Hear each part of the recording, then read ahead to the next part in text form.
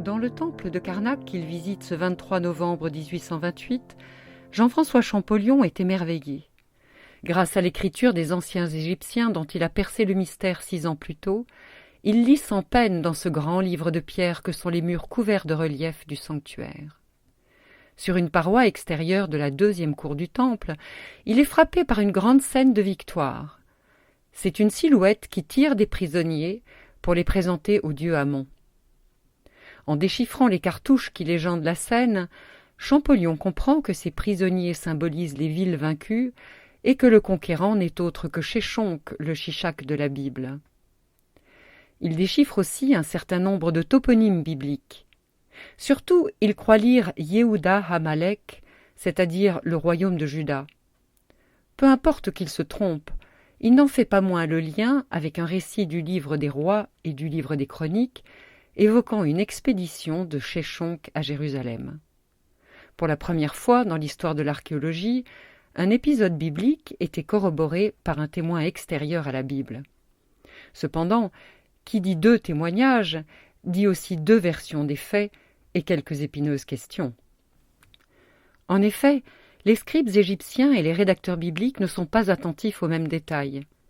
Les Judéens insistent sur le grand nombre d'assaillants et sur le pillage de Jérusalem et datent l'événement de la 5e année de leur roi Roboam, c'est-à-dire 925 avant Jésus-Christ. En revanche, ils se désintéressent totalement des ravages commis par Sheshonq ailleurs que chez eux. Les Égyptiens, quant à eux, listent 142 cités vaincues, sans compter les noms effacés, et toutes ces villes se situent dans la plaine côtière, la vallée de la Jezréel, le nord de la Transjordanie et le Néguev, mais de Jérusalem même et des villes de Juda, en fait, ils ne disent pas un mot.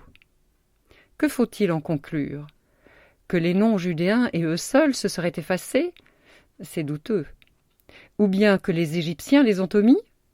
A priori, le roi Sheshonq, qui était un usurpateur d'origine étrangère, aurait eu plutôt intérêt à gonfler ses victoires plutôt qu'à les réduire. Alors, est-ce la Bible qui se trompe?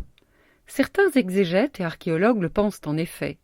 D'après eux, le petit royaume de Juda n'était pas grand-chose à l'époque, et la grandeur de ses rois fondateurs, David et Salomon, aurait été très enjolivée par les rédacteurs bibliques. Quant au pillage de Jérusalem par l'armée de Sheshonq et la résistance héroïque de Roboam, ils tiendraient eux aussi du discours politique.